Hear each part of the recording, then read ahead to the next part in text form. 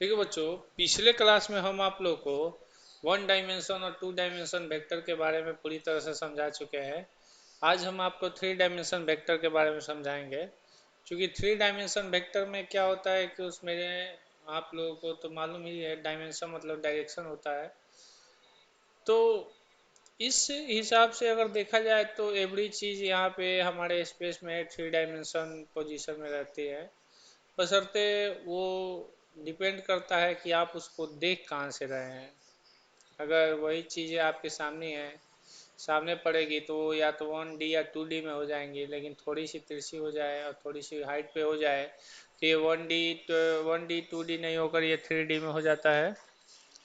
तो चलिए बच्चों, तो इस बात को लेते हुए हम लोग आज सीखेंगे थ्री डायमेंशन वेक्टर। लेकिन पहले तो थोड़ा मोड़ा टू डायमेंशन वेक्टर पर ही वर्क करना पड़ेगा। क्या कीजिएगा बच्चों, भूख लग जाता है पढ़ाते पढ़ाते। चलिए आइए, तो हम लोग सीखेंगे आज 2D एंड 3D वेक्टर। चलिए शुरू करते हैं।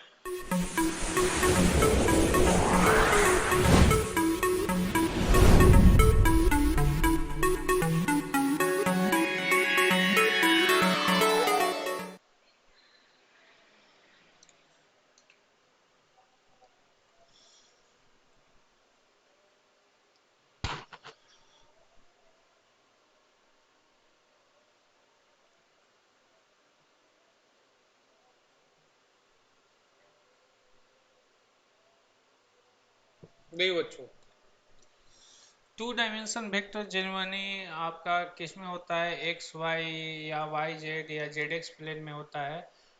और वो वेक्टर किस रूप में रह सकता है तो ये भी हम बता चुके हैं। तो चलिए आज हम बहुत सारी चीज़ों को आज एक्सप्लेन करेंगे, तो आपको अच्छा भी लगेगा बच्चों, मज़ा भी आएगा। तो थोड़ा सा हम लोग डिस्कस करेंगे टू डायमेंशन वेक्टर्स के बारे में।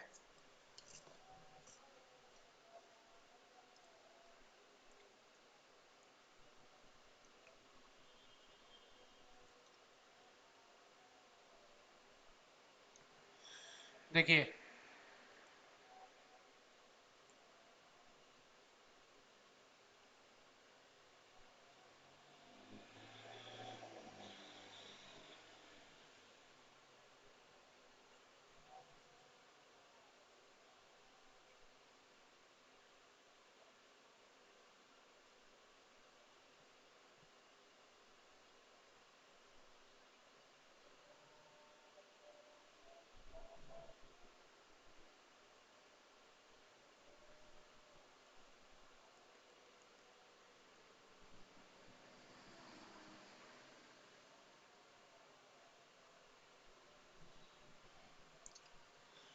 ये वर्क क्यों नहीं कर रहा है जी?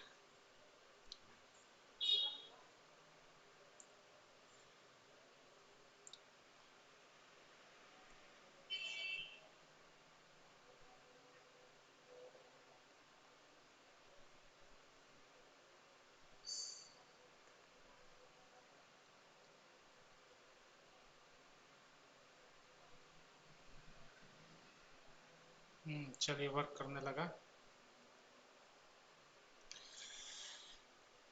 कभी कभार वर्क नहीं करता है बेटा। थोड़ा सा टेक्निकल फॉल्ट है और कुछ नहीं है। चलिए देखिए यहाँ पे, तो अब हम लोग यहाँ पे समझेंगे बच्चों आज टू डायमेंशन वेक्टर के बारे में।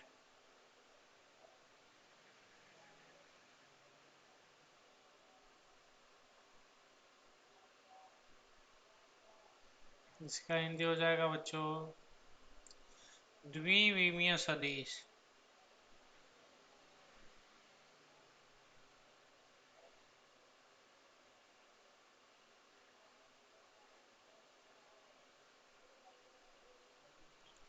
द्विविमीय सदिश क्या होते हैं बच्चों, तो यहाँ पे थोड़ा सा समझने की कोशिश कीजिए।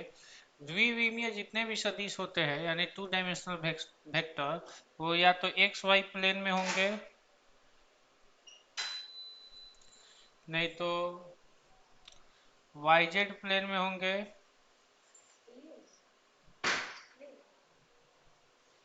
नहीं तो जेड एक्स प्लेन में होंगे। ठीक है, अब एक्स वाई प्लेन का वेक्टर क्या होता है, तो एक्स वाई प्लेन का जो वेक्टर होगा वो कुछ इस रूप में रहेगा, एक्स आई कैप प्लस वाई जे कैप। वाई जेड प्लेन का जो वेक्टर होगा वो कुछ इस रूप में रहेगा बच्चों, वाई जे कैप प्लस जेड के कैप। उसी तरह से जेड एक्स प्लेन का जो वेक्टर होगा वो कुछ इस रूप में रहेगा, उसी वेक्टर इज इक्वल टू, यहाँ पे हम लोग लिख सकते हैं बच्चों एक्स आई कैप प्लस में जेड एक्स जेड के कैप। ठीक है बच्चों, तो ये कहानी होती है बच्चों हमारे एक्स वाई वाई जेड और जेड एक्स प्लेन वेक्टरों की। ठीक है, अब चलते हैं बच्चों, थोड़ा सा चर्चा करते हैं कि इनसे क्या क्या हम निकाल सकते हैं। जैसे अगर कोई कहेगा, मान लीजिए हम एक्स वाई प्लेन का वेक्टर उठा लेते हैं, तो एक्स वाई प्लेन हम लोग पहले खींच लेते हैं। ये हमारा बच्चों एक्स एक्सिस है और ये हमारा बच्चों क्या है, वाई एक्सिस है। सबसे पहली बात बच्चों यहाँ पर ध्यान देंगे हम लोग कि जो ये हमारा ओ ए वेक्टर है, वो अगर मान लीजिए ये ओ है और ये पॉइंट ए है बच्चों, ये पॉइंट ए है, तो हम इस ओ ए वेक्टर को जब खींचेंगे तो ये यहाँ पे पॉइंट x होगा और यहाँ पे ये पॉइंट क्या हो जाएगा, y होगा, और इस a पॉइंट का मान x कमा y होगा, और इसी पॉइंट को हम लोग लिखेंगे ओ ए वेक्टर। क्या लिखेंगे बच्चों, O A vector. O A vector is equal to क्या हो जाएगा बच्चों, एक्स आई कैप प्लस वाई जे कैप। ठीक है, समझ गए। अब यहाँ पे बच्चों देखिए, जब हम एक्स आई कैप और वाई जे कैप लगा दिए तो इसका मतलब इसमें मैग्नीट्यूड प्लस डायरेक्शन हो गया। ठीक है, अगर केवल इसका मैग्नीट्यूड निकालना है यानी mod of O A vector, अब mod of O A vector निकालने का मतलब जो ओ ए एरो है, जो यहाँ पे ओ ए एरो है, इसकी लंबाई निकालना है बच्चों। तो इसकी लंबाई देखिए कैसे निकलेगा, तो ये हाइट जो होता है y हो जाता है बच्चों, और ये हाइट आपका x हो जाता है, और ये एंगल आपका कितना डिग्री होता है बच्चों, 90 डिग्री हो जाता है।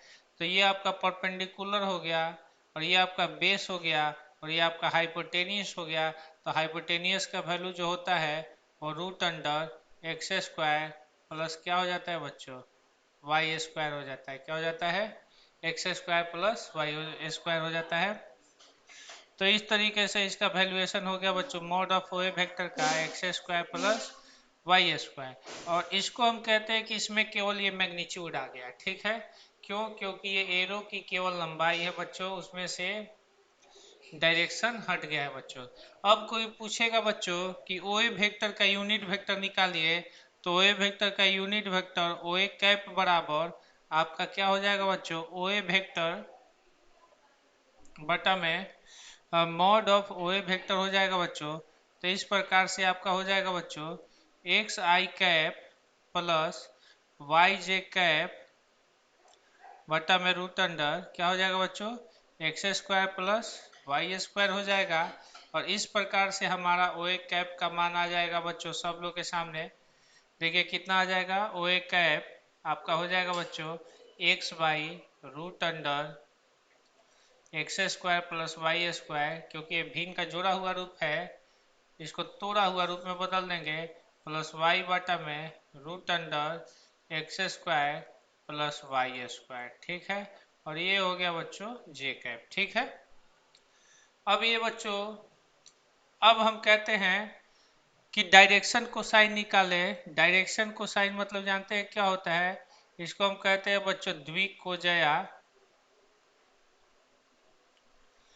डायरेक्शन कोसाइन यानी द्विकोजया द्विकोजया। द्विकोजया कैसे निकलता है, तो अगर ये वेक्टर एक्स एक्सिस के साथ अल्फा कोण बनाता है और यही वेक्टर एक्स एक्सिस के साथ वाई एक्सिस के साथ बीटा कोण बनाता है, तो आपका जानते हो क्या हो जाता है बच्चों, पहले ट्रेंगल लेंगे जो एक्स एक्सिस के साथ ट्रेंगल है, उस ट्रेंगल से अगर लेंगे तो कॉस अल्फा बराबर लंब बटा में सॉरी आधार बटा में कर्ण, तो आधार का मान हो जाएगा बच्चों x और कर्ण का मान हो जाएगा बच्चों root under x square plus Y square. ठीक है, अब हम y एक्सिस के साथ जो ट्रेंगल जुड़ा हुआ है उसमें हम एंगल देख रहे हैं बीटा है, तो वहां पे cos बीटा लीजिएगा, तो इसका आधार आपका जानते हो क्या हो जाएगा, इसका आधार आपका y हो जाएगा। ठीक है, और कर्ण जो है वो है ही root under x square plus Y square. तो देखिए इसका आधार cos बीटा का आधार y और बटा में क्या हो जाएगा बच्चों root under x square plus Y square. तो यहाँ से बच्चों डायरेक्शन कोसाइन निकल गया, और डायरेक्शन कोसाइन को कहीं कहीं पे एल द्वारा भी सूचित किया जाता है, और एक्स वाले का एल द्वारा और वाई वाले का एम द्वारा। ये हो गया वाई एक्सिस का डायरेक्शन कोसाइन, यानी वाई अक्ष के साथ जो त्रिभुज बनेगा उसका डायरेक्शन कोसाइन है, और ये एक्स एक्सिस के साथ जो त्रिभुज बनेगा उसका डायरेक्शन कोसाइन है। अगर कोई पूछ दिया एंगल विथ द एक्सिस, अक्षों के साथ कोण, angle with the axis, angle with the axis यानी अक्षों के साथ कोण क्या बनेगा, तो अक्षों के साथ कोण, तो अक्षों के साथ देखिए कोण क्या हो जाएगा, अक्षों के साथ कोण, तो अक्षों के साथ आपका कोण जानते हो क्या बन जाएगा बच्चों, अक्षों के साथ कोण बन जाएगा अल्फा बराबर कॉस इनवर्स, यहीं से देखिए कॉस उधर चला गया तो कॉस इनवर्स हो गया एक्स बटा में root under x square plus Y square. अब बीटा बराबर, बीटा का मान यहाँ से निकल जाएगा बच्चों, और बीटा बराबर आपका हो जाएगा बच्चों कॉस इनवर्स वाई बटा में root under x square plus Y square. ठीक है, अगर जेड एक्सिस रहता तो गामा बराबर कॉस इनवर्स जेड बटा में root under x square plus Y square हो जाएगा। तो चलिए बच्चों, आशा करते हैं कि ये 2 डायमेंशन आप लोगों को समझ में आया होगा। ठीक है बच्चों, इसको उतार लीजिए आप लोग।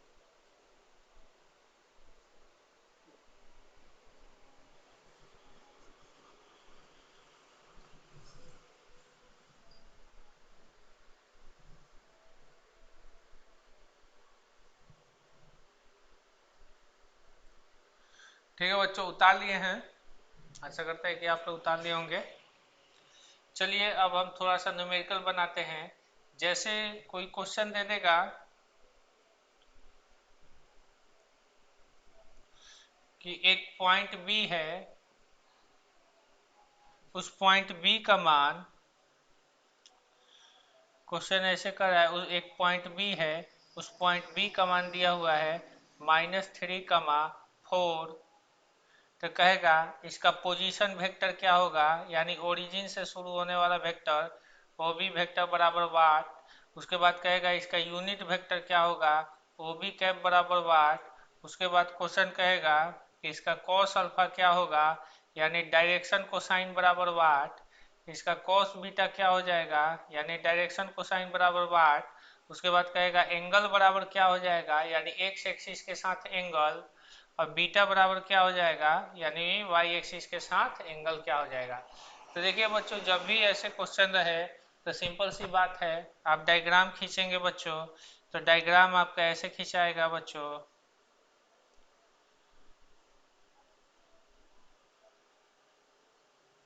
ये आपका एक्स एक्सिस हो गया, ये आपका वाई एक्सिस हो गया, और ये हो जाएगा 1 2 3 4, ये हो जाएगा बच्चों 1 2 3 4, और ये हो जाएगा बच्चों 1 2 3 4, ये हो जाएगा बच्चों 1 2 3 4। तो यहाँ पे देखिए बच्चों x का मान -3 है, तो x का मान -3 ये हो जाएगा पॉइंट, और y का मान 4 है, तो ये यहाँ से ऐसे जाएगा, और ये ऐसे यहाँ से आएगा बच्चों। ठीक है, ऐसे, तो यही आपका पॉइंट बन जाएगा आप लोग का बच्चों B और इस पॉइंट का मान हो जाएगा बच्चों -3, 4। और इस पॉइंट को ओरिजिन से जब हम मिलाएंगे, ये ओरिजिन है, तो यहाँ से ये हमारा ओ बी वेक्टर बन जाएगा। और ओ बी वेक्टर का मान आप लोग जानते हो क्या आ जाएगा, -3i प्लस में क्या हो जाएगा बच्चों 4j। ठीक है। उसके बाद mod of O B vector हम लोग निकालेंगे, mod of O B vector निकालेंगे तो रूट अंडर क्या हो जाएगा बच्चों -3 का होल स्क्वायर प्लस 4 का होल स्क्वायर, यानी mod of O B vector बराबर कितना हो जाएगा बच्चों 3 का 9, 4 का 16, 16 9 कितना हो जाएगा बच्चों 25 हो जाएगा। तो mod of O B vector का मान कितना हो जाएगा रूट अंडर 25, और 25 का वर्गमूल कितना हो जाएगा बच्चों 5 हो जाएगा। यानी mod of O B vector का मान कितना हो गया बच्चों 5 हो गया। अब अगर कहेगा यूनिट वेक्टर निकालने के लिए, यानी ओ बी कैप, तो ओ बी कैप आपका क्या होता है बच्चों ओ बी वेक्टर बटा में क्या हो जाता है बच्चों mod of O B vector हो जाता है बच्चों। ठीक है, mod of O B vector हो जाता है। और ओ बी कैप का मान कितना हो जाएगा बच्चों ओ बी कैप बराबर ओ बी वेक्टर, यानी -3i और प्लस कितना है बच्चों 4j और बटा में कितना हो गया बच्चों 5। ये भिन्न का जोड़ा हुआ रूप है, इसको तोड़ा हुआ रूप में बदल देंगे तो ओ बी कैप बराबर कितना हो जाएगा बच्चों -3/5 i प्लस 4/5 j हो गया बच्चों। तो ये कहानी होती है बच्चों आपके यूनिट वेक्टर की, यानी आपका यूनिट वेक्टर का वैल्यू निकल गया बच्चों। अब क्वेश्चन ऐसे करेगा कि आपको डायरेक्शन कोसाइन निकालना है। तो कॉस अल्फा बराबर आपको मालूम है, कॉस अल्फा बराबर x बटा में root under x² plus y² होता है। तो आप जानते हो कि x का वैल्यू कितना है, तो कॉस अल्फा बराबर x का वैल्यू -3 है और root under x² plus y² का वैल्यू ऑलरेडी 5 आ चुका है, तो यहाँ पे 5 लिख देंगे बच्चों। ठीक है। अब देखिए बच्चों, अगर पूछेगा कोई कॉस बीटा का वैल्यू, तो कॉस बीटा का वैल्यू कितना हो जाता है y बटा में रूट अंडर x² प्लस क्या हो जाता है y² हो जाता है। तो y का वैल्यू कितना है बच्चों, तो कॉस बीटा में देखिए y का वैल्यू 4 है बच्चों, और root under x² plus y² का वैल्यू कितना हो जाएगा बच्चों 5 हो जाएगा। तो ये कहानी हो गई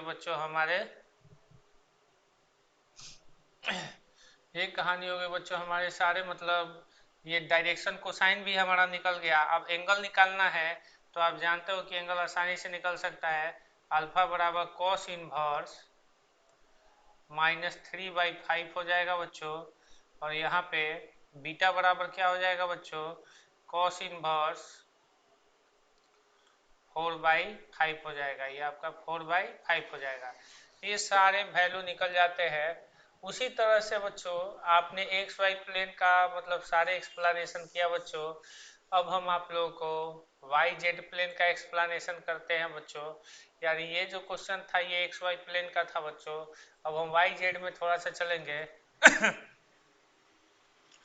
तो हम लिखेंगे बच्चों 2 dimensional vector 2D vector in y z plane, 2D vector in y z plane. तो 2D vector Y z plane में क्या हो जाएगा बच्चों, तो मान लीजिए सपोज दैट ये जेड एक्सिस है और ये थोड़ा सा वाई एक्सिस है बच्चों। तो चलिए, क्योंकि जेड एक्सिस खड़ा रहता है बच्चों और वाई एक्सिस पड़ा रहता है, ये उत्तर दक्षिण दिशा का लाइन है और जेड एक्सिस ऊपर नीचे का लाइन होता है। अगर इसमें हम कोई पॉइंट लेते हैं, तो मान लीजिए पॉइंट सी है। इस पॉइंट सी का वैल्यू आपका जानते हो किस रूप में आएगा, y1 और z1 के रूप में आएगा। ठीक है, चाहे सिर्फ y और z के भी रूप में आ सकता है, तो इसे घबराने की जरूरत नहीं है। अब सी पॉइंट को अगर हम यहाँ पे गिराएंगे तो ऐसे y1 हो जाता है, और यहाँ से ऐसे गिराएंगे तो ये क्या हो जाएगा बच्चों z1 हो जाएगा। तब इस सी पॉइंट का हम पोजीशन वेक्टर निकालेंगे तो ये o हो जाएगा, और ओ से ये सी पॉइंट का पोजीशन वेक्टर आपका जानते हो क्या हो जाएगा ओसी वेक्टर हो जाएगा। और ओसी वेक्टर बराबर आसानी से आप लोग लिख सकते हो बच्चों, OC vector is equal to y1 j cap plus में z1 k कैप। ठीक है। और इस वेक्टर में मैग्नीट्यूड और डायरेक्शन दोनों होते हैं बच्चों।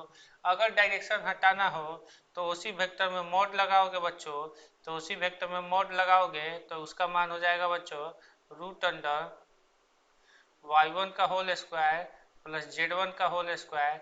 और ये आपका दूरी y1 है बच्चों, और ये आपका दूरी बच्चों z1 है, और ये आपका रूट अंडर आपका क्या है बच्चों, ये y1 का होल स्क्वायर प्लस z1 का ये होल स्क्वायर है। ठीक है, ये y1 का होल स्क्वायर z1 का होल स्क्वायर कर्ण है बच्चों। ठीक है, तो ये हो गया बच्चों।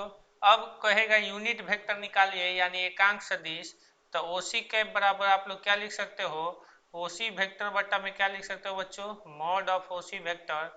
और मॉड ऑफ ओसी वेक्टर लिखोगे बच्चों तो ओसी वेक्टर का मान हो जाएगा बच्चों y1 जे कैप प्लस z1 के कैप। ठीक है बच्चों, बटा में ये आपका हो जाएगा बच्चों रूट अंडर y1 का the whole square plus z1 का द होल स्क्वायर बच्चों। ठीक है, अब आगे जैसे ही बढ़ेंगे हम लोग बच्चों आगे जैसे ही बढ़ेंगे तो देखिए बच्चों क्या होता है बच्चों, तो ये आपका ओसी कैप बराबर आपका हो जाएगा बच्चों ओसी कैप बराबर y1 बटा में रूट अंडर y1 का the whole square plus z1 का the whole square I cap plus में z1 बटा में क्या हो जाएगा बच्चों रूट अंडर y1 का the whole square plus z1 का द होल स्क्वायर। और ये आपका हो जाएगा बच्चों के कैप इसके साथ लग जाता है, ये आपका के कैप लग जाता है। ठीक है, तो ये आपका यूनिट वेक्टर हो गया। अब अगर कोई पूछेगा कि डायरेक्शन कोसाइन क्या होता है, डायरेक्शन कोसाइन यानी द्विक को जया तो आप जानते हो कि cos अल्फा बराबर आपका हो जाएगा बच्चों यहाँ पे अल्फा नहीं होगा, y एक्सिस के साथ बीटा होता है, तो z एक्सिस के साथ जानते हो क्या हो जाएगा गामा हो जाता है। तो आप लिखोगे cos बीटा बराबर y1 बटा में रूट अंडर y1 का the whole square plus z1 का द होल स्क्वायर। उसी तरह से cos गामा का मान लिखोगे बच्चों cos गामा बराबर z1 बटा में रूट अंडर y1 का the whole square plus z1 का द होल स्क्वायर। और इसको तो m कहा जाता है और इसको आपको जानते हो क्या कहा जाता है, n कहा जाता है। क्या कहा जाता है, n। और अल्फा वाले को l कहा जाता है। ठीक है, यानी ये बराबर m हो जाता है और ये बराबर n हो जाता है। ठीक है, तो ये आप लोग ध्यान में रखना कि ये y वाले के साथ को हम क्या कहते हैं बच्चों, y वाले को हम m कहते हैं और z वाले को हम n कहते हैं। ठीक है, यानी इसको आप m कहोगे और इसको आप n भी कर सकते हो, l m n। ठीक है, अगर आपसे कोई पूछेगा कि बीटा का मान क्या होगा तो बीटा का मान आसानी से निकल जाएगा। बीटा बराबर आपका क्या हो जाएगा बच्चों cos इनवर्स y बटा में आपका क्या हो जाएगा बच्चों रूट अंडर y1 का the whole square plus z1 का द होल स्क्वायर। उसी तरह से y1 उसी तरह से गामा का भी मान आप लोग का निकल जाएगा। तो गामा बराबर आराम से लिख सकते हो cos इनवर्स z1 बटा में रूट अंडर y1 का the whole square plus z1 का द होल स्क्वायर बच्चों। ठीक है, तो ये कहानी हो जाती है, ये होता है एंगल विथ द एक्सिस, यानी आपने एक कोण का मान निकाला। किसका मान निकाला बच्चों, कोण का मान निकाला, अक्षों के साथ बनाया हुआ कोण। तो इसको आप लोग उतार सकते हो बच्चों, आसानी से उतार लीजिए इसको।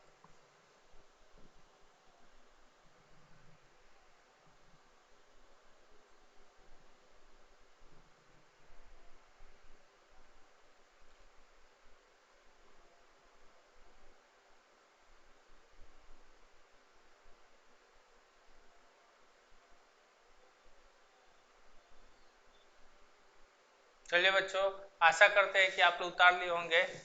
चलिए आगे बढ़ते हैं हम लोग।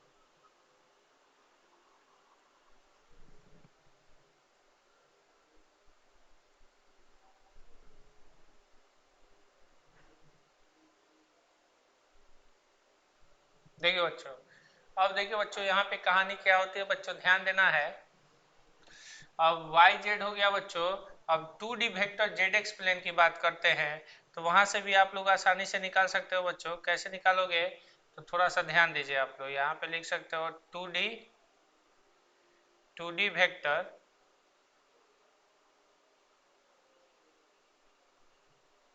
इन जेड एक्स प्लेन, ठीक है।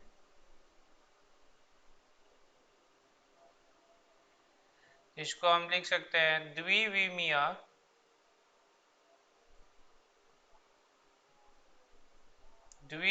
सदिश जेड एक्स तल में। तो जेड एक्स तल कैसे बनेगा बच्चों, सिंपल सी कहानी वही है बच्चों। ये आपका जेड एक्सिस हो जाएगा बच्चों, और ये आपका कौन सा एक्सिस हो जाएगा बच्चों, एक्स एक्सिस हो जाएगा, और यहाँ पे ये जेड एक्सिस हो जाएगा, ठीक है।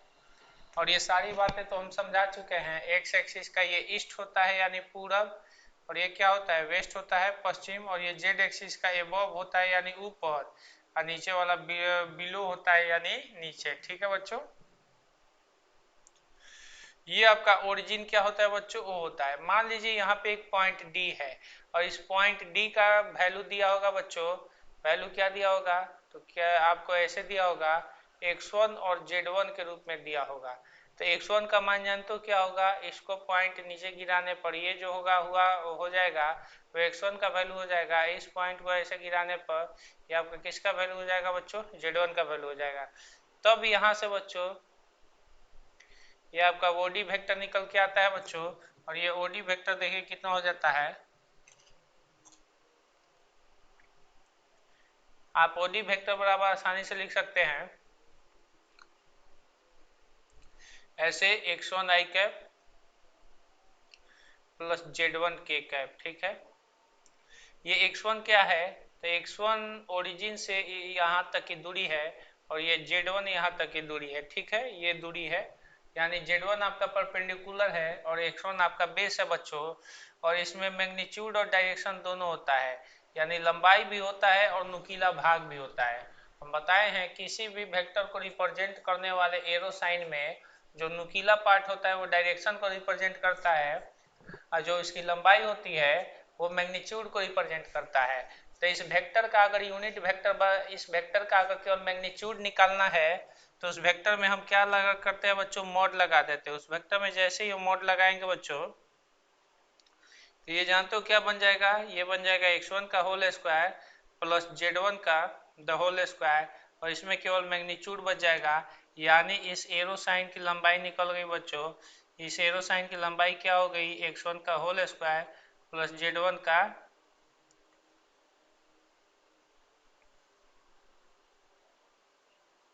इस एरो साइन की लंबाई आपकी निकल गई बच्चों। रूट अंडर आसानी से लिख सकते हैं x1 का the whole square plus z1 का द होल स्क्वायर, ठीक है। अब यहाँ पे देखिए बच्चों, ये एंगल हमारा अल्फा है बच्चों, और ये एंगल नहीं, हाँ एक्स एक्सिस के साथ अल्फा होता है, और जेड एक्सिस के साथ गामा होता है, और वाई एक्सिस के साथ बीटा होता है। गामा को थोड़ा सा तिरछा वाई करके लिखा जाता है, ऐसे थोड़ा सा तिरछा वाई कर दिया जाता है, यही गामा हो जाता है, ठीक है। लेकिन गामा को भी वाई जैसा लिखा जाता है बच्चों, ठीक है। अब देखिए बच्चों, तो अब हमारा हो गया बच्चों मॉड ऑफ ओडी वेक्टर आ गया। अब यहाँ पे ओडी कैप अगर निकालना है तो ओडी कैप बराबर आसानी से लिख सकते हैं बच्चों आप लोग, ओडी वेक्टर बटा में क्या लिख सकते हो बच्चों, मॉड ऑफ ओडी वेक्टर लिख सकते हो। अब मॉड ऑफ ओडी वेक्टर जैसे ही लिखोगे तो ये हो जाएगा बच्चों x1 आई कैप, और प्लस में क्या हो जाएगा बच्चों z1 के कैप, यहाँ पे रूट अंडर क्या हो जाएगा बच्चों x1 का the whole square plus z1 का द होल स्क्वायर हो जाएगा।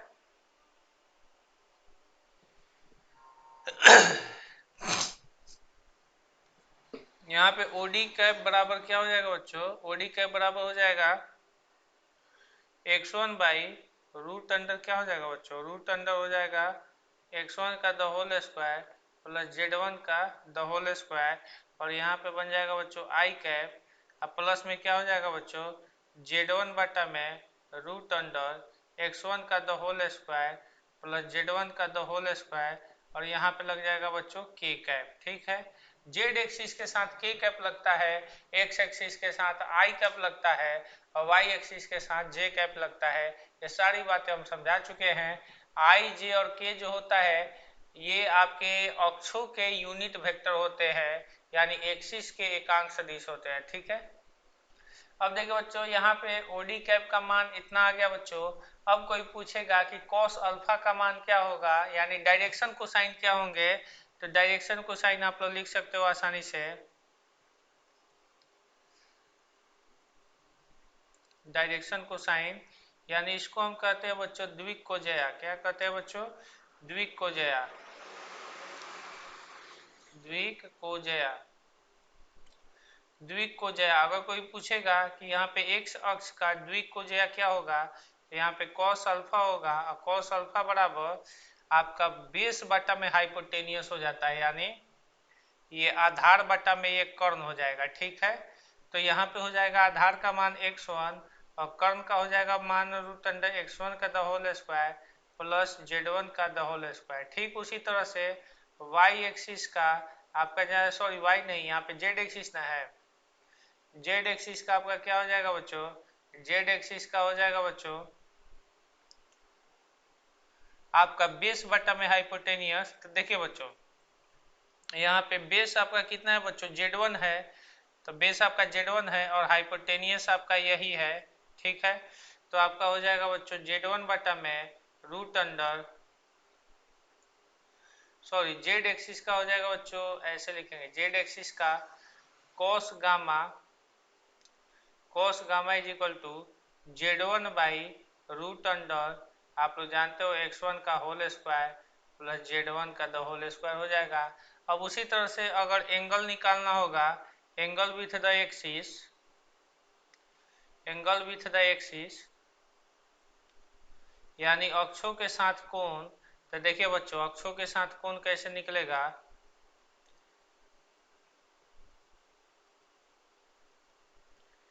अक्षों के साथ कोण अब आप लोगों को समझ में आ गया होगा। ये कॉस है, इधर जाएगा तो अल्फा बराबर क्या हो जाएगा बच्चों? Cos inverse, cos inverse x1 बटा में रूट अंडर क्या हो जाएगा बच्चों? x1 का the whole square plus Z1 का द होल स्क्वायर। ये x अक्ष के साथ हो गया कोण, x एक्सिस का एंगल हो गया। अगर कोई पूछेगा वाई जेड एक्सिस का एंगल क्या हो जाएगा, तो गामा बराबर आपका जानते हो क्या हो जाएगा बच्चों? कॉस इनवर्स Z1 बटा में रूट अंडर x1 का the whole square plus Z1 का द होल स्क्वायर। ये किसके साथ एंगल हो गया बच्चों? y एक्सिस के साथ एंगल हो गया। कैसा लगा बेटा? हैं?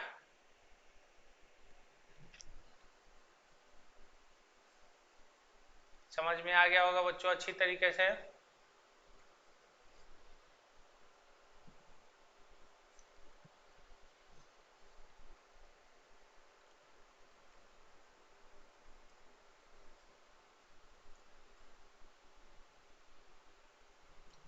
चलिए बच्चों जैसे जैसे हम लोग बढ़ेंगे वैसे वैसे हम लोगों का कंसेप्ट और थोड़ा सा डेवलप होते चला जाएगा, और हमको उम्मीद है कि आप लोगों को वेक्टर अच्छे से समझ में आ रहा होगा। तो चलिए बच्चों आगे बढ़ते हैं। अब 2D का तो सारा कॉन्सेप्ट हमने समझा दिया बच्चों। अब हम लोग चलेंगे 3D में। किसमें चलेंगे बच्चों? 3D में। 3D क्या होता है तो आप लोग को समझ में आ जाएगा, अभी हम समझा रहे हैं। तो आशा करते हैं कि बच्चों आप लोग उतार लिए होंगे।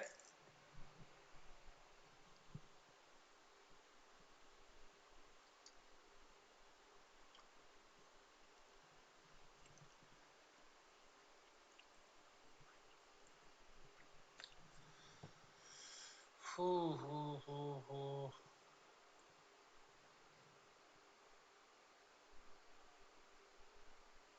चलिए बच्चों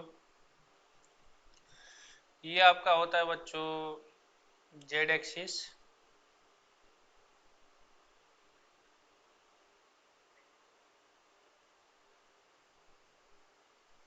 ये आपका हो जाएगा बच्चों वाई एक्सिस,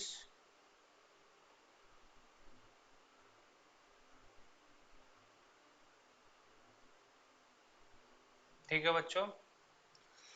और ये आपका हो जाएगा बच्चों एक्स एक्सिस, जो मतलब आगे पीछे है।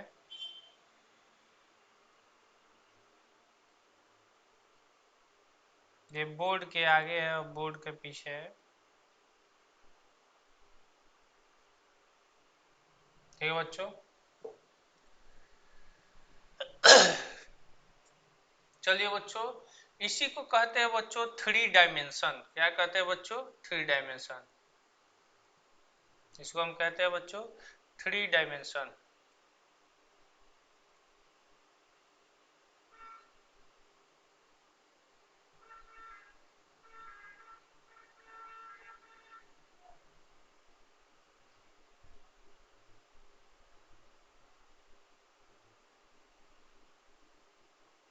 ये थ्री डायमेंशन,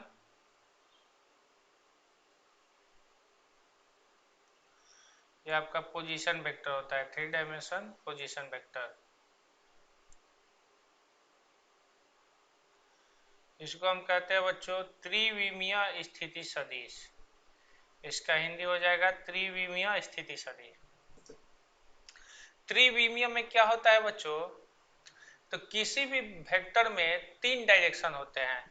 अगर ये एक्स एक्सिस है बच्चों तो ये आपका एक्स डैश है, ये अगर वाई एक्सिस है तो ये आपका वाई डैश है, ये आपका जेड एक्सिस है तो ये आपका जेड डैश है, ठीक है। और इस संसार में कोई भी चीज थ्री डायमेंशन में है, क्योंकि थ्री डायमेंशन का होने का मतलब ये पूरब पश्चिम यानी ईस्ट वेस्ट, इसको लंबाई कहा जाता है। ईस्ट वेस्ट यानी इसको लंबाई कहा जाता है। नहीं नहीं, ये सॉरी, वाई एक्सिस तो नॉर्थ साउथ हो जाता है। यहाँ पे देखिए बच्चों, ये आपका एक्स जो होता है ये ईस्ट होता है, ये आपका वेस्ट होता है बच्चों। और ये वाई एक्सिस का ये आपका नॉर्थ होता है, और ये आपका क्या होता है? साउथ होता है। और जेड एक्सिस का क्या होता है बच्चों? ये एबव होता है, और ये क्या होता है बच्चों? बिलो होता है। तो देखिए बच्चों, इस दुनिया में आपकी पृथ्वी भी थ्री डायमेंशन है, आपका कमरा भी थ्री डायमेंशन है, आप भी थ्री डायमेंशन हो, यानी जो भी सॉलिड बॉडी है इस दुनिया में वो थ्री डायमेंशन में है बच्चों, ठीक है। क्योंकि थ्री डायमेंशन होने का मतलब उसमें क्या होना चाहिए था? थ्री डायमेंशन होने का मतलब उसमें लेंथ, ब्रेथ एंड हाइट, यानी लंबाई, चौड़ाई और ऊंचाई होना चाहिए। एक्स एक्सिस को जानते हो क्या माना जाता है? एक्स एक्सिस को लेंथ माना जाता है, लेंथ माना जाता है यानी लंबाई। वाई एक्सिस को ब्रेथ माना जाता है यानी चौड़ाई। ये आपका लंबाई हो गया बच्चों, ये आपका क्या हो गया बच्चों? चौड़ाई हो गया। और जेड एक्सिस को जानते हो क्या माना जाता है? हाइट माना जाता है। क्या माना जाता है? हाइट। हाइट माना जाता है यानी उसमें ऊंचाई हो गया। अब देखिए बच्चों, इसमें कोई भी वेक्टर का अगर आप पोजीशन खींचोगे, कोई भी वेक्टर का अगर आप पोजीशन खींचोगे तो उसमें थ्री डायमेंशन में किसी भी वेक्टर का पोजीशन खींचने पर वो जानते हो क्या होगा?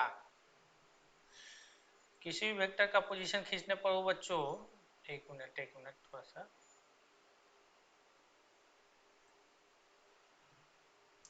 मान लीजिए हम किसी भी वेक्टर का यहाँ पे पोजीशन खींच रहे हैं, ये पॉइंट है बच्चों, यहाँ पे हम खींच दिए उस वेक्टर का पोजीशन, ठीक है। तो ये जो वेक्टर है बच्चों, मान लीजिए ये वेक्टर की कहानी कुछ इस प्रकार से हो गई कि इसका पॉइंट क्या हो गया बच्चों? ये आपका पॉइंट जो हो गया ये ए पॉइंट हो गया। क्या हो गया? ए, ठीक है। ये आपका ए पॉइंट हो गया बच्चों। और इस ए पॉइंट में जानते हो कौन कौन सी बीमाएं होंगी? इस ए पॉइंट में आपके जानते हो कौन कौन सी बीमाएं होंगी? इस ए पॉइंट में आपका x1 भी होगा, y1 भी होगा और z1 भी होगा, यानी इसमें x कोऑर्डिनेट भी होगा, y कोऑर्डिनेट भी होगा और z कोऑर्डिनेट भी होगा। अब इस ए को आप पोजीशन वेक्टर अगर निकालना होगा तो इस ए का पोजीशन वेक्टर कुछ इस प्रकार से लिखाएगा बच्चों। वो क्या होगा? वो ऐसे हो जाएगा बच्चों, ओ ए वेक्टर बराबर, आप आसानी से ऐसे लिख सकते हैं इसका, x1 i cap plus y1 j cap और प्लस क्या हो जाएगा बच्चों? z1 k cap. ये इसका पोजीशन वेक्टर हो जाएगा, यानी स्थिति सदिश, जिसका मेन पॉइंट क्या होता है बच्चों, ओरिजिन होता है। इनिशियल पॉइंट क्या होता है, ओरिजिन होता है। ठीक है बच्चों। अब देखिए बच्चों, यहाँ पे कहानी अब जैसे जैसे हम लोग आगे बढ़ाएंगे वैसे वैसे आप लोगों को बहुत सारी चीजें पता चलेंगी। क्या पता चलेंगी, तो अब देखिए इस वेक्टर में आपका क्या होता है, मैग्नीट्यूड और डायरेक्शन दोनों होता है। दोनों होता है ना बच्चों। अब जब मैग्नीट्यूड और डायरेक्शन दोनों होता है तो इसका केवल मैग्नीट्यूड निकालना है, तो वो वेक्टर आप लोग निकालोगे बच्चों, तो आपका हो जाएगा बच्चों मैग्नीट्यूड ओ वेक्टर का मान क्या हो जाएगा, रूट अंडर x1 का होल स्क्वायर प्लस y1 का होल स्क्वायर प्लस z1 का होल स्क्वायर। एकदम सेम उसी के जैसा हो जाएगा जैसे पहले आप लोग पढ़े हो। ठीक है बच्चों। अब कोई पूछेगा कि इसका यूनिट वेक्टर लिखना है, तो यूनिट वेक्टर कैसे लिखाएगा बच्चों, तो unit vector same to same उसी के जैसा कहानी है बच्चों, उसी के जैसा आप लोग लिख सकते हो। आप लोग लिख सकते हो ओ ए कैप बराबर, ओ ए कैप बराबर क्या हो जाएगा, ओ ए वेक्टर बटा में क्या हो जाएगा बच्चों, mod of O A vector. और mod of O A vector का मान कितना हो जाएगा बच्चों, आप लोग जानते हो ओ ए वेक्टर हो जाएगा x1 आई कैप प्लस y1 जे कैप प्लस क्या हो जाएगा बच्चों, z1 के कैप हो गया। और ये हो जाएगा बच्चों mod of O A vector बराबर रूट अंडर x1 का the whole square plus y1 का the whole square plus z1 का द होल स्क्वायर। और यहाँ पे ओ ए कैप का मान आ जाएगा बच्चों, O A cap is equal to x बटा में रूट अंडर x1 का the whole square plus y1 का the whole square plus z1 का द होल स्क्वायर। और यहाँ पे लग जाएगा आई कैप, अब प्लस में y बटा में बच्चों हो जाएगा इसका रूट अंडर x1 का the whole square plus y1 का the whole square plus z1 का द होल स्क्वायर। उसके बाद इसमें लग जाएगा बच्चों जे कैप, अब प्लस में हो जाएगा बच्चों x1 y1, अब प्लस में आपका हो जाएगा बच्चों z1 बटा में रूट अंडर x1 का the whole square plus y1 का the whole square plus z1 का द होल स्क्वायर। और आपका क्या हो जाएगा बच्चों, ये हो जाएगा k कैप। ठीक है। और यहाँ पे बच्चों सबसे पहले यहाँ पे cos अल्फा का मान निकालेंगे। cos alpha is equal to जानते हो क्या हो जाएगा, cos अल्फा बराबर आपका हो जाएगा बच्चों, ये आपका डायरेक्शन कोसाइन होता है। तो आप लोग जानते हो cos अल्फा एक्स एक्सिस का डायरेक्शन कोसाइन होता है, तो एक्स एक्सिस का डायरेक्शन कोसाइन होता है, तो ये x1 बटा में क्या हो जाएगा बच्चों, रूट अंडर x1 का the whole square plus y1 का the whole square plus z1 का द होल स्क्वायर। ये आपका है एक्स एक्सिस का डायरेक्शन कोसाइन। ठीक है बच्चों। फिर अगर cos बीटा पूछा जाएगा, मतलब ये एंगल जो है ए वेक्टर एक्स एक्सिस के साथ अल्फा कोण बना रहा है, वाई एक्सिस के साथ बीटा कोण बना रहा है, और जेड एक्सिस के साथ कौन सा कोण बना रहा है बच्चों, गामा कोण बना रहा है। ठीक है। तो जब ये वेक्टर एक्स एक्सिस के साथ अल्फा कोण बनाया तो इसका डायरेक्शन कोसाइन cos अल्फा बराबर निकल गया बच्चों। अब अगर ये वाई एक्सिस के साथ बीटा कोण बनाएगा तो cos बीटा बराबर आपका जानते हो कितना निकलेगा, cos बीटा बराबर y1 बटा में रूट अंडर x1 का the whole square plus y1 का the whole square plus z1 का द होल स्क्वायर। और ये हो जाएगा बच्चों वाई एक्सिस का डायरेक्शन कोसाइन। ठीक है बच्चों। फिर उसके बाद अगर cos गामा की बात पूछा जाए तो cos गामा की बात हो जाएगा, यानी ये आपका z एक्सिस का डायरेक्शन कोसाइन हो गया cos गामा, थोड़ा सा तिरछा वाई होता है, ये हो जाएगा बच्चों z1 बटा में रूट अंडर x1 का the whole square plus y1 का the whole square plus z1 का द होल स्क्वायर। और ये हो जाएगा बच्चों z एक्सिस का डायरेक्शन कोसाइन। ठीक है। तो उम्मीद करते हैं बच्चों कि इस बार आपको 1D 2D और 3D पूरे अच्छे से समझ में आ गया होगा बच्चों। चलिए इसको आप लोग उतारना चाहते हैं तो इसको उतार लीजिए बच्चों।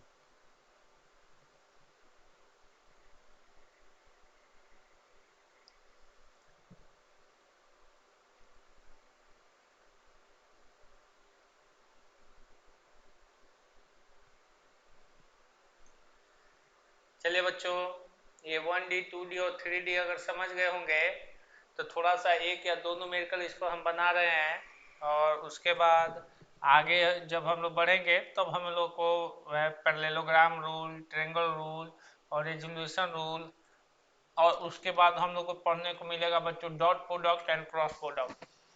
डॉट प्रोडक्ट और क्रॉस प्रोडक्ट पढ़ाने के बाद, इतना सारी चीज़ें पढ़ाने के बाद आप लोगों का वो बच्चों हम पूरा वेक्टर मतलब 12th का वेक्टर जो है हम आप लोगों को सॉल्व करवा देंगे बच्चों। ये आप लोगों से मेरा वादा है बच्चों। चलिए आगे बढ़ते हैं।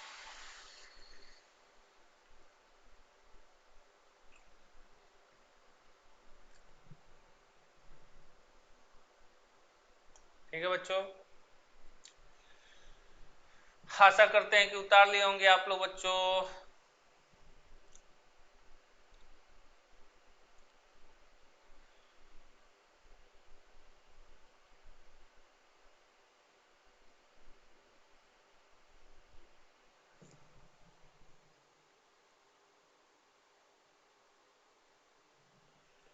चलिए देखिए बच्चों,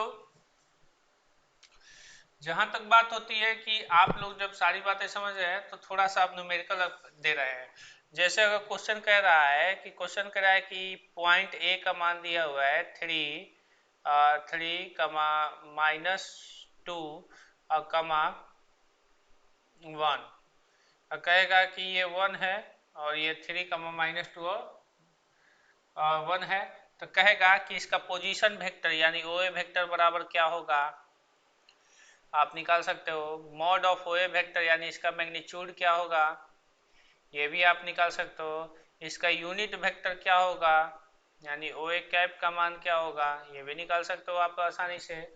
उसके बाद कहेगा कि इसका डायरेक्शन कोसाइन क्या होगा, कॉस अल्फा का मान क्या होगा, ये भी आप लोग निकाल सकते हो।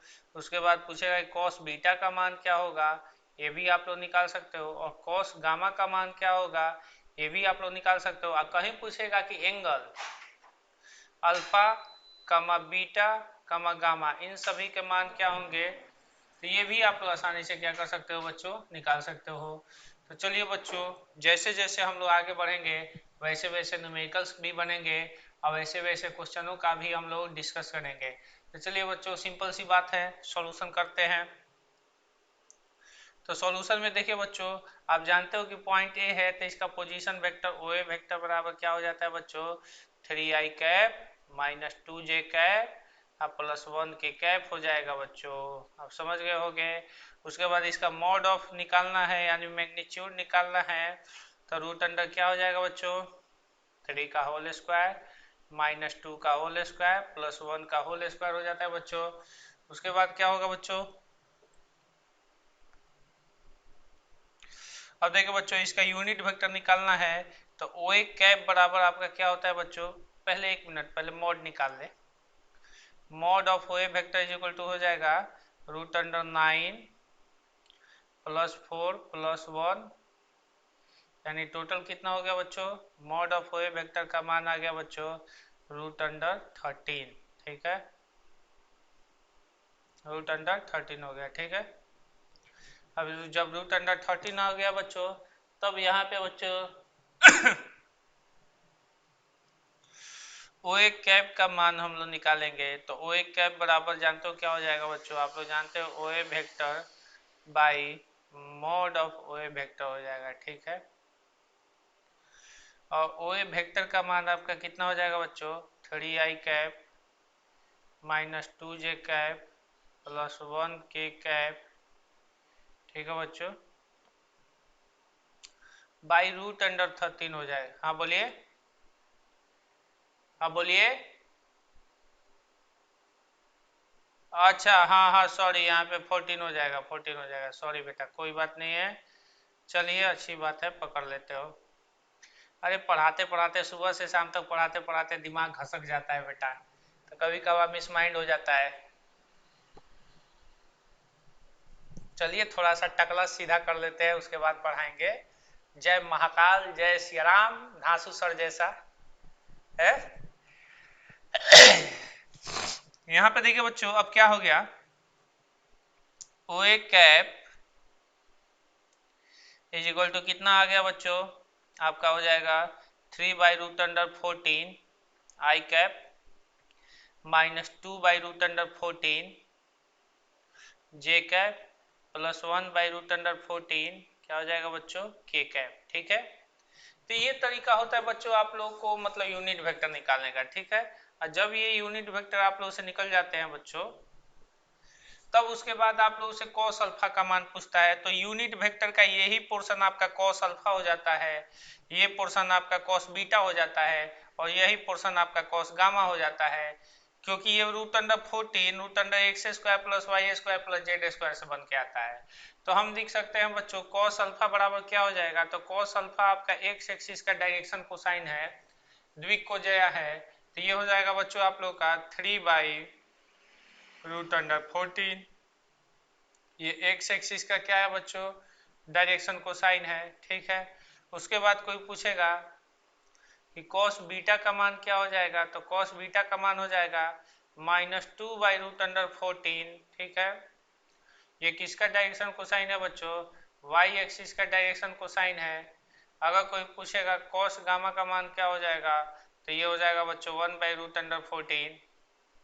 तो ये आपका किसका डायरेक्शन कोसाइन है बच्चों, जेड एक्सिस का डायरेक्शन कोसाइन है। ठीक है, उसी प्रकार अगर पूछ दिया बच्चों कि एंगल का मान क्या होगा, तो अल्फा बराबर आपका हो जाएगा बच्चों कॉस इनवर्स 3/√14, और ये आपका हो जाएगा बच्चों किसका एंगल हो जाएगा, एक्स एक्सिस का एंगल हो जाएगा। ठीक है, अगर बीटा बराबर पूछ दिया बच्चों, तो बीटा बराबर कितना हो जाएगा बच्चों, तो ये हो जाएगा बीटा बराबर कॉस इनवर्स -2 में √14। ठीक है, और ये किसका एंगल हो गया बच्चों, वाई एक्सिस का एंगल हो गया, यानी वाई अक्ष के साथ उस वेक्टर का कोण हो गया। और गामा बराबर अगर पूछ दिया बच्चों, तो कॉस इनवर्स बराबर आपका हो जाएगा बच्चों 1/√14, और ये किसका एंगल हो गया बच्चों, जेड एक्सिस के साथ एंगल हो गया। ठीक है, अब यहाँ पे याद रखना बच्चों, ये कॉस अल्फा को एल कहा जाता है, कॉस बीटा को एम कहा जाता है, और कॉस गामा को एन कहा जाता है। आप L² plus M² plus N² का वैल्यू निकालेंगे तो इसका वैल्यू 1 आएगा। कैसे, तो देखिए बच्चों 3/√14 का होल स्क्वायर प्लस -2/√14 का होल स्क्वायर प्लस 1/√14 का होल स्क्वायर, ये रिजल्ट याद रखिएगा बच्चों, क्योंकि कई बार इस पर ऑब्जेक्टिव क्वेश्चन बनाता है इंटर फर्स्ट ईयर और इंटर सेकेंड ईयर में। ठीक है, ये आपका हो जाएगा बच्चों 3 का 9/14, फिर उसके बाद हो जाएगा बच्चों प्लस -2 का होल स्क्वायर, तो 4/14 यानी 14, और प्लस में ये हो जाएगा 1/14। ठीक है, तो ये आपका टोटल 14 हो गया बच्चों। तो एलसीएम आपका कितना हो जाएगा बच्चों, ये 14 हो जाएगा, एलसीएम 14 हो जाएगा, तो आपका 9 + 4 + 1 हो जाएगा, और आपका टोटल कितना हो जाएगा, आप समझ गए होंगे कितना हो गया बच्चों, देख लीजिए। तो ये आपका 14/14 हो गया। अब 14/14 का मान कैंसिल हो गया, कितना बार में जाएगा बच्चों, 1 बार में जाएगा।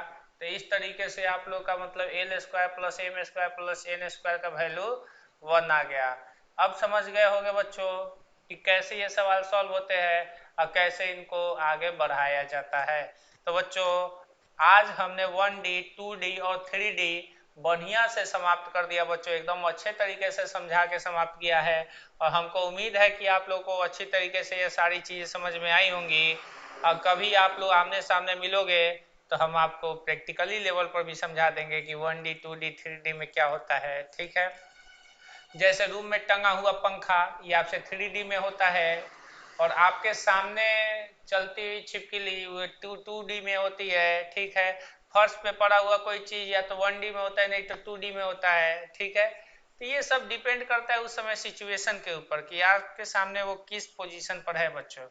तो ये कहानी हो गई बच्चों आज 1D 2D एंड 3D की। ठीक है, अब क्वेश्चन कल हम लोग थोड़ा सा सीखेंगे कि यूनिट वेक्टर हम लोग क्यों निकालते हैं और यूनिट वेक्टर की क्या जरूरतें होती हैं। उसके बाद हम लोग चलेंगे बच्चों पैरेललोग्राम रूल पर, एक दिन में पैरेललोग्राम रूल सीखेंगे, उसके अगले दिन ट्रायंगल रूल सीखेंगे, फिर रिजोल्यूशन रूल, फिर डॉट प्रोडक्ट, क्रॉस प्रोडक्ट, उसके बाद ये खत्म हो जाएगा।